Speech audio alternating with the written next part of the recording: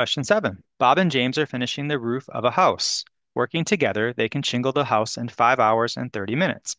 Working alone, Bob can shingle the roof in 17 hours. How many hours would it take James to shingle the same roof by himself? Round your answer to the nearest tenth of an hour. So let's look at Bob, let's look at James, and let's look at both. So Bob's fraction is going to be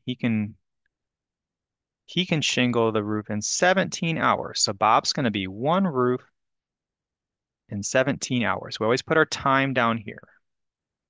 The number of jobs he does will go on the top and the time goes on the bottom. James, how many hours would it take James to shingle the same roof? We don't know James, so we're going to call James X, the same roof, so one roof over X. Now we do know both.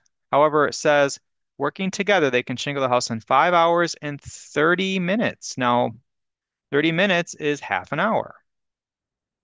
So that's going to be 5 hours and a half an hour. That's going to equal 5.5, which is also 5.5 hours. So we have to keep the time the same. So we'd have to do 1 over 5.5 or convert the 17 hours to minutes, which is a much bigger number.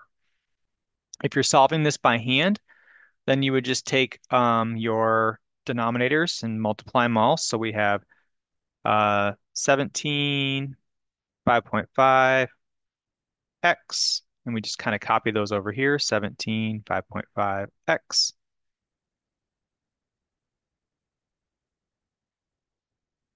And we cancel out anything we have on the numerator and denominator.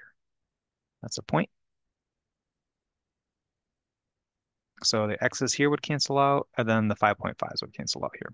So your equation becomes 5.5x plus 17 times 5.5 is equal to, and then I have over here 17x. So if you solve that, you'll get your answer.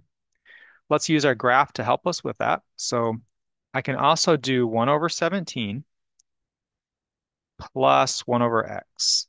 And then I can go to the right side and I can do 1 over 5.5. Now, because I don't have an x here, I have to do y equals. So anytime you have a number by itself, you do y equals. So if you click around, you should be able to click and look in the positives, and you should be able to get a x value. And that x value is what we're looking for. Let's verify by hand that we get the right answer. So let me move this over here. So that's going to be like this. So 17 times 5.5. Let's key that in. So that's 93.5. So I'm going to have 5.5. There should be an x with that. So so that's going to be 93.5. So 5.5x plus 93.5 is equal to 17x. So if I solve this for x, I can subtract the 5.5 from both sides, 5.5x. 17 minus 5 is 12, so 17 minus 5.5 is 11.5. So I'll have 93.5 is equal to 11.5 times x. And then I can take both sides and divide by 11.5.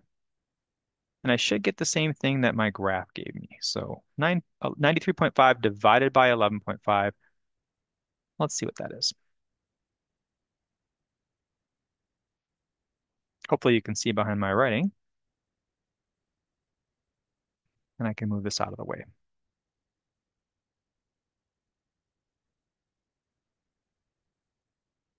And 8.13. And that should match up with that right there. So you do have your answer both ways.